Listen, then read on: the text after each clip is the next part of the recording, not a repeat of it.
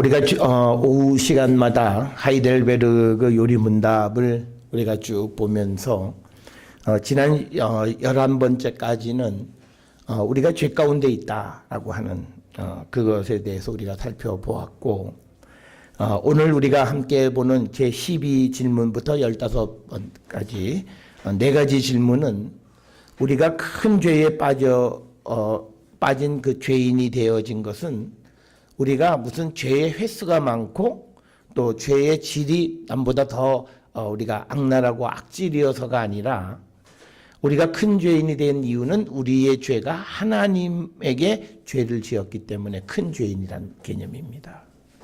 그래서 여러분, 우리가 생각할 때 우리가 세상 속에서 사람들이 짓는, 우리가 세상을 놀라게 하는 큰 죄하고 우리가 하나님을 상대로 해서 짓는 죄하고 비교해서, 우리가 만약 하나님을 상대로 짓는 죄가 있다면 우리는 그 세상의 어느 것과 비교할 수 없는 극악무도한 죄인이다라고 하는 거예요.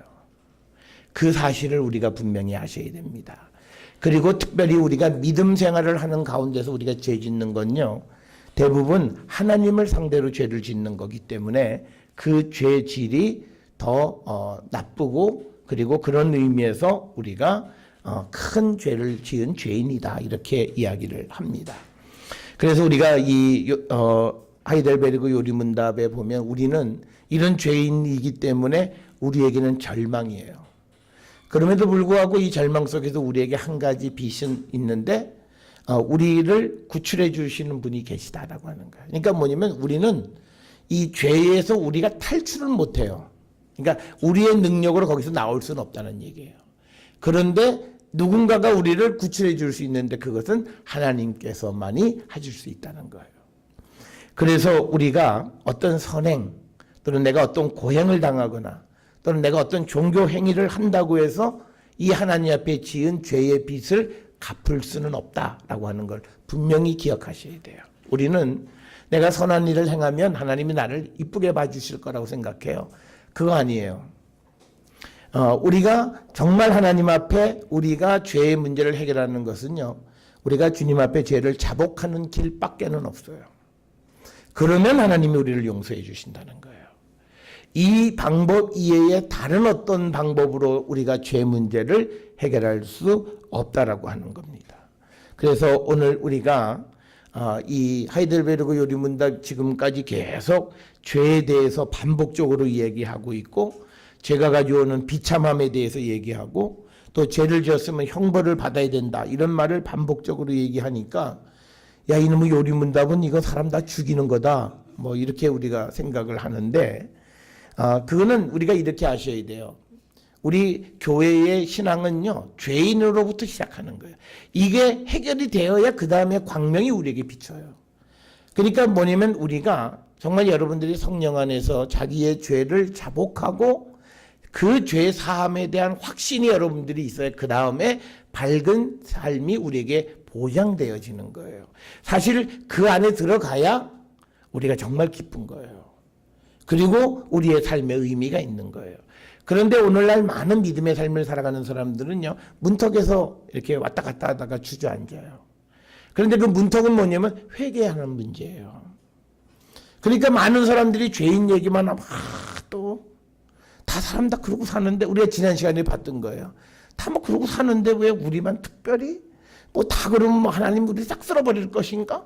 그런데요, 우리가 성경에 보면 쓸어버리시는 예가 있잖아요. 노아의 홍수에 보면 8명을 남겨놓고 나머지는 다 쓸어버리신 거예요.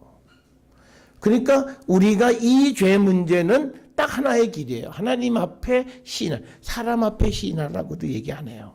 그러니까 우리가, 하나님은요, 우리의 인격, 우리의 자존감, 이런 걸 굉장히 고려하셔서 사람 앞에 너희들이 죄를 자복하는 게 아니라 내 앞에 진실되게 그 죄를 회개하면 내가 용서해 준다라고 하는 거예요. 그래서 우리가 이 하이델베르그 요리문답에 보면요, 죄에 대한 질문이 이제 이게 9가지, 이게 끝이에요. 그 다음에 구원에 관한 것이 그거보다 훨씬 많은 74가지, 그리고 그 다음에 구원받는 사람들의 어떤 기쁜 삶에 대한 게 44가지. 그래서 전체적으로 보면 겨우 죄에 대한 이야기는 몇 개 안 돼요. 그런데 문제는 우리가 이익을 넘어가지를 못해요. 지금 모든 사람들이 신앙생활하고 교회 가고 뭐 찬양하면서 펄쩍 뛰고 뭐 즐겁고 뭐 눈물 흘리고 그러는데 근본적으로 이 죄의 문제를 해결하지 못했다는 거예요. 그럼 죄의 문제 해결했느냐 안 했느냐 네가 어떻게 하냐? 간단한 거예요. 반복하지 않는 거예요. 내가 정말 죄를 자복하고 내가 이러면 안 돼. 하나님 정말 잘못하고 내가 다시는 죄 짓지 않겠습니다. 그런 사람의 특성은 뭐냐면 반복하지 않는다는 거예요. 그런데 우리가 반복하고 전혀 하나님의 말씀하고 전혀 무관한 삶을 살아가는 것은 이 회개의 문제가 해결되지 않았다는 거예요. 그러면요, 우리 믿음, 즉 성경을 통해서 우리에게 주는 믿음의 키로 문을 열지도 못한 거예요. 지금 우리는 죄로 딱 가로막혀 있는 이 죄의 담을 넘어서는 것, 그리스도의 십자가를 통해서 이 문을 열고 들어가야 되는데 지금 들어가지 못하는 거예요. 그러면서 우리는 이상한 얘기들을 많이 하는 거예요. 뭐 예수를 믿고 영접하고 성령 체험해도 죄질 수 있다. 그럴 수 없어요. 성경에 어디에도 그렇게 안 나와 있어요. 그러니까 오늘날 우리가 지금 한국교회가 직면한 가장 큰 문제는요.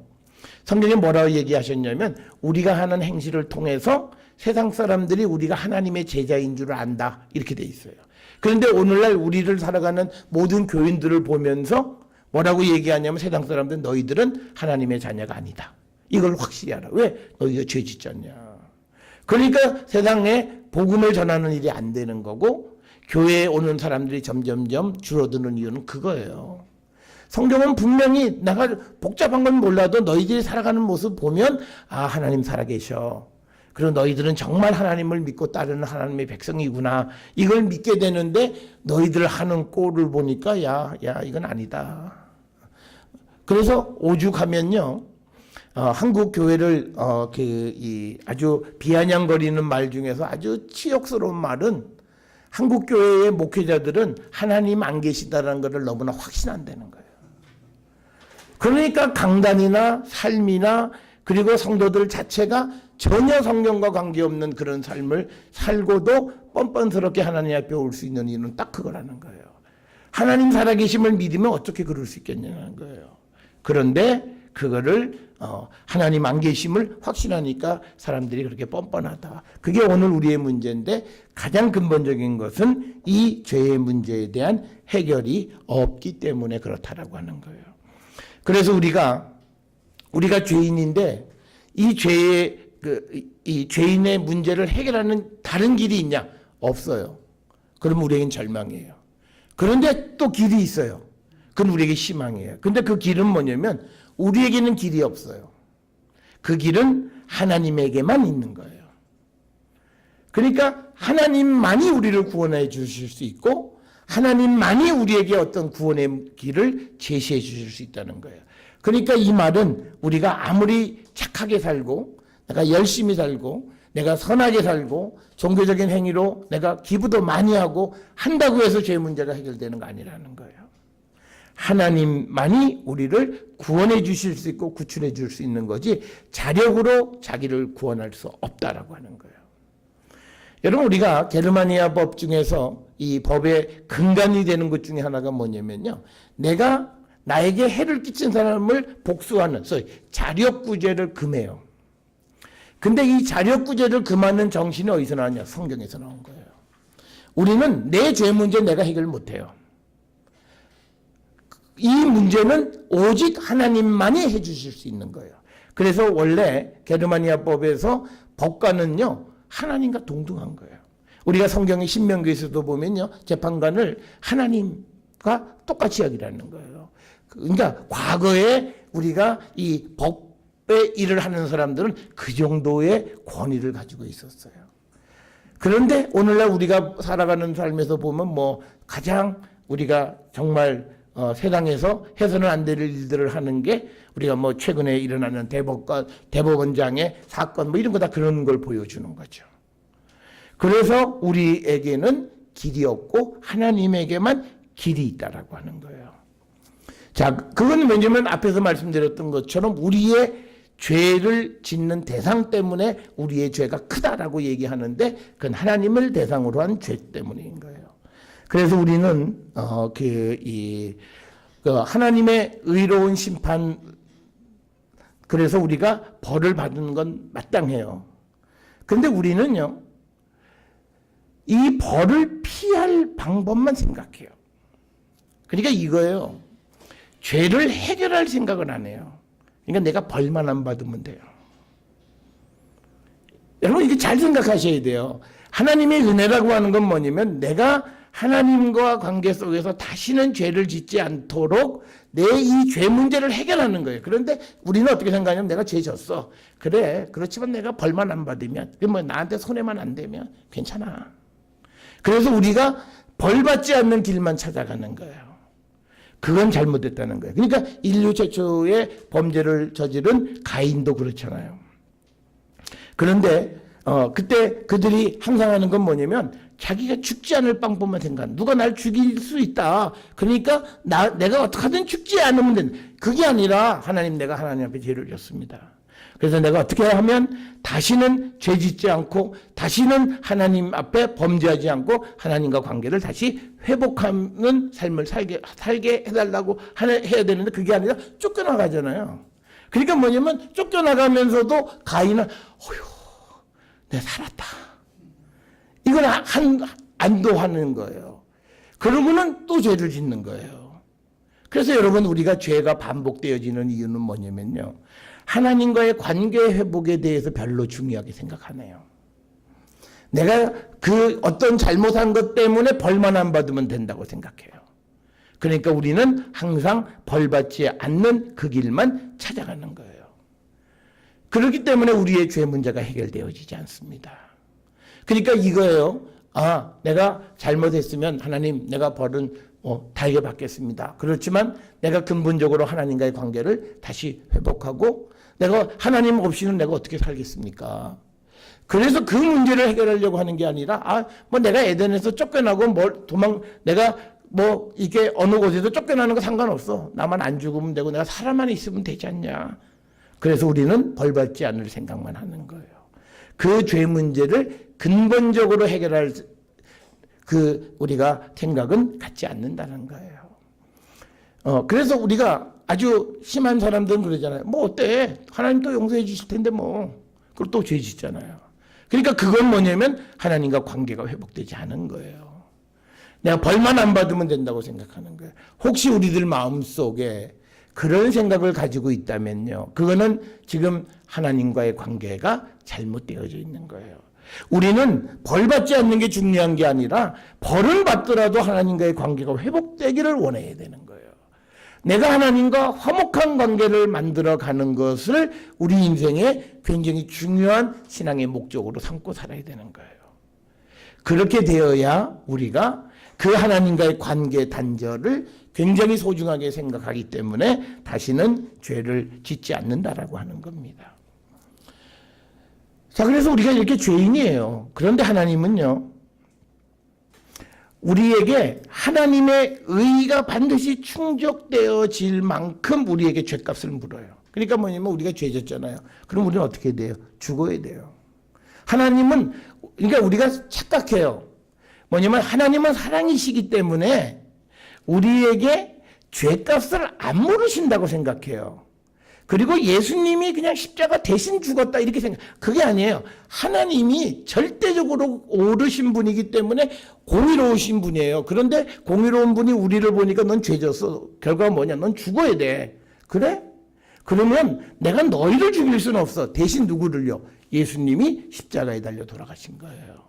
그러니까 십자가는요, 하나님의 아주 절대적 의의가 드러난 거고, 그 절대적 의의 때문에 우리가 죽어야 되는데 우리를 살리기 위해서 예수 그리스도가 대신 죽으시는 하나님의 절대적 사랑이 나타난 거예요. 이걸 혼돈하시면 안 돼요. 그래서 오늘날 많은 사람들이 예수님 또 하나님 용서해 주실 텐데 죄 짓고 사는 거지 사람이 어떻게 온전하냐? 그거 아니라는 거예요.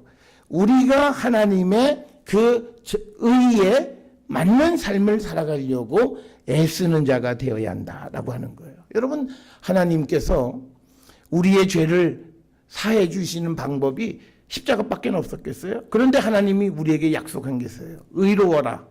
공의, 정의를 부르짖었어요. 공의 하나님이고 정의 하나님이세요. 이걸 굽게 하실 수가 없는 거예요.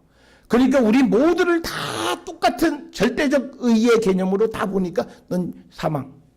그런데 우리를 죽일 수 없어서 예수님이 대신 돌아가셨다는 거예요.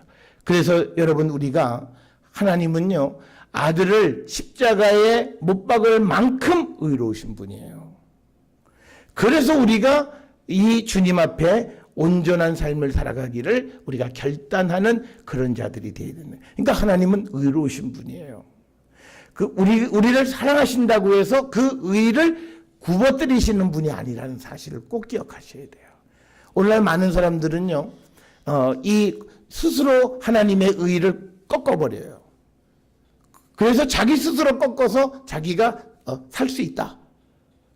그런 생각을 가지고 있어요. 그게 우리가 잘못된 거예요. 그래서 우리는요, 하나님의 의를 만족시킬 수 있는 죗값을 치러야 되는 거예요. 그런데 사람으로서는 그걸 할 수가 없어요. 우리가 하는 거는 그냥 죽는 것밖에 없어요. 그리고 우리는요, 이 죄가 어떻게 되냐면, 이 눈 오는 날, 눈사람 만드는 거가 똑같아요. 눈덩어리를 조금 만들어서 굴리면요, 계속 굴려. 그러니까 우리가 살아가는 모든 삶이 계속 죄의 이자가 붙어가는 것과 똑같아요. 그러니까 어떤 분들은 우리가 지금 살고 있는 삶이 뭐냐? 죄의 이자를 갚기에 급급하다. 그런데 그것도 못 갚아서 자꾸 원금이 불어나는 거죠. 그러니까 결국은 우리가 스스로 자기가 선한 일, 착한 일을 해서 이 죄의 문제를 해결할 수 있느냐? 그래서 하나님의 의를 만족시켜 드릴 수 있냐? 그럴 수 없다는 거예요, 사람은 그렇게 할 수가 없다라고 하는 겁니다. 여러분 우리가 이 마태복음 18장에 보면요, 이 예수님께서 1만 달란트 빚진 자 용서해 주셨는데 그가 자기에게 작은 빚을 진 사람을 아주 잔인하게 대하는 그 모습을 보는데요. 여러분 1만 달란트가 얼마 정도 되는 줄 아세요? 현재 우리 돈으로 계산하면 한 3조 원인데요. 3조. 어마어마한 거를 용서받은 거예요. 그러니까 뭐냐면, 그러니까 우리가 하나님이 우리를 용서해 주신 것을 오늘날 경제학에서 계량 경제로 환산하면 3조 이상이에요. 이 3조는요, 하루 품삯을 5만 원으로 계산해서 3조예요. 만약에 하루 품삯을 10만 원으로 계산하면 6조예요, 6조. 그러니까 하나님이 우리를 용서해 주신 것은 어마어마한 값어치라는 거예요. 그런데 여러분들이 6조, 3조 빚 져면 갚을 수 있어요? 우리가 갚을 수 있겠냐고요. 내가 빚 갚으려고, 내가 빚을 갚아야 되겠다. 내가 좀 열심히 일해서, 그래, 아들은 가서 알바하고, 부인은 가서, 이 파출부 일하고 나는 아주 몇 개 잡을 얻어갖고, 열심히 한다고 해서 그 3조, 6조 빚 갚을 수 있겠어요? 택도 없죠. 우리의 죄는 그런 거라는 거예요. 우리가 자력으로 어떤 노력을 해도 갚을 수 없는 게 우리가 하나님 앞에 지은 죄라는 거예요. 그러면 이 죄를 우리가 어떻게 갚을 수 있느냐? 우리가 갚는 게 아니라 하나님이 그걸 탕감해 주셔야 된다는 거예요. 그럴 때만이 그걸 우리가 갚을 수 있다는 거예요. 그런데 어떤 사람들은요, 이렇게 얘기해요. 내가 죄도 짓지만 또 착한 일도 많이 했거든. 그래서 계산해 보면 그래도 내가 하나님이 나를 좀 용서해 주시는 편에 내가 속하지 않을까 이렇게 생각을 해요. 그래서 사람들은요 어떻게 생각하냐면 자기가 선한 일을 하면 죄가 좀 탕감받을 수 있다 이런 생각들이 있어요. 이게 이제 우리가 개신교하고 가톨릭의 약간 차이점이에요. 우리 개신교는 전혀 그거는 있을 수가 없어요. 물론 가톨릭도 그걸 그렇게 대놓고 얘기는 하지는 않지만 그래서 선행을 많이 강조하는 것 중 하나가 그 선한 것으로 탕감하고 털어낼 수 있다라고 하는 생각이 바탕에 깔려 있는 거예요. 그래서 우리가 종교개혁자라고 얘기하는 마틴 루터도요. 그는 뭐라고 생각해요? 내가 냉방에서 자고 그리고 내가 금식도 하고 그래서 내가 이만큼 고통을 당했으니까 하나님 날 용서해 주실 거다. 그래서 우리가 금식기도 할 때도요. 내가 이렇게 고통당했으니까 하나님 날 용서해 주실 거라. 이 생각으로 금식하시면 안 되는 거예요. 그러니까 이게 근본적으로 하나님과의 어떤 만남을 위한 것이 돼야지. 그러니까 이게 뭐냐, 세디스트예요. 나를 괴롭히는 만큼 하나님. 그래서 어떤 이들은요, 내가 죄 갚는다고 새벽기도 나오고, 내가 죄 갚는다고 예배에 열심히 참석하고, 그래서 그 횟수가 많아지면 어느 때쯤 되면 하나님이 이제 날 용서하실 만도 하다. 그러니까 뭐냐면 내가 움직이면 죄가 용서받을 수 있다고 생각해요. 절대 아니에요. 우리에게 그런 생각이 있으면 그건 믿음이 잘못되어진 겁니다. 하나님이 우리를 용서해 주시는 것은 그것과 전혀 관계가 없는 거예요.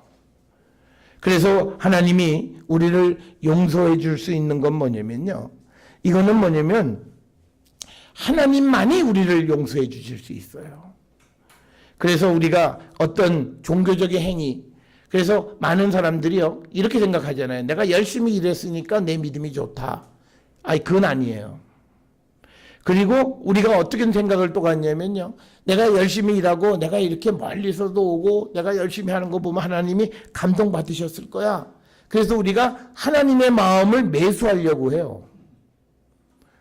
내가 하는 행위로. 그런 마음이 마음속에, 그러니까 우리가 가끔 그런 생각하잖아요. 내가 이 마음이 보상을 바라는 거냐 아니냐를 어떻게 아느냐, 참 어렵다. 그거는 그거예요. 내가 이름으로 인해서 하나님이 내게 복을 주실 거라고 생각하는 마음은 다 보상이에요. 그래서 우리가 하나님 앞에 내가 하는 모든 것은 그것과 전혀 관계가 없다는 거예요. 그러니까 우리가 구약시대 때는요, 어떤 그 제사, 제물, 황소, 염소의 피, 뭐 이런 거 가지고 제사 드리면서 자기의 믿음을 드러내고, 그러면 그것이 마치 자기의 죄가 씻김을 받는 것처럼 생각을 한 거죠. 그런데 우리가 예수 그리스도가 이 땅에 오시면서 우리에게는요, 그런 것이 아니라 이제는 뭐냐면 중보자, 우리의 구원자가 한 분 계시다는 거예요. 그 구원자는 피조물은 될 수가 없어요. 사람으로서는 나를 구원해 줄 자가 없다고요. 그러면 누구냐? 참 사람이면서 참 하나님인, 그게 누구시냐면 예수 그리스도라는 거야. 그래서 오늘 우리가 읽은 말씀 디모데전서 2장 5절에도 하나님은 한 분이시고 하나님과 사람 사이의 중보자도 한 분이시니 곧 사람이신 그리스도 예수예요. 하나님이 보내신 중보자인 예수님은 사람이면서 하나님의 아들이시라는 거예요. 그래서 예수님은 하나님의 아들이시면서 사람의 아들이라는 거예요. 그분만이 우리를 구원할 수 있다라고 하는 거예요.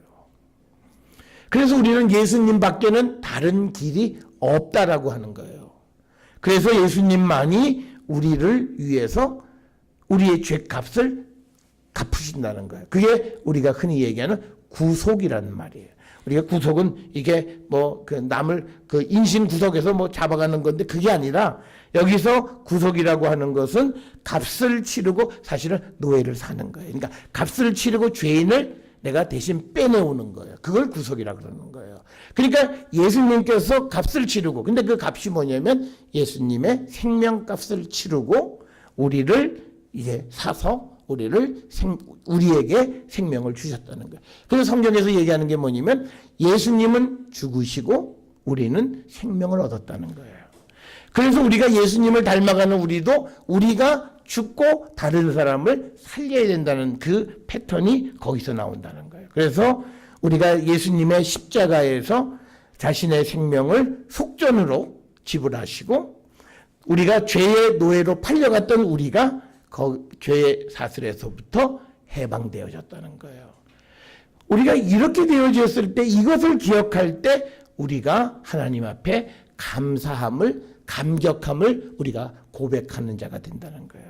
그러니까 나는 어떤 방법으로도 내가 아무리 힘쓰고 애써도 죄 문제를 해결할 수 없는데 그 문제를 우리에게 해결해 주신 분이 계시다는 거예요.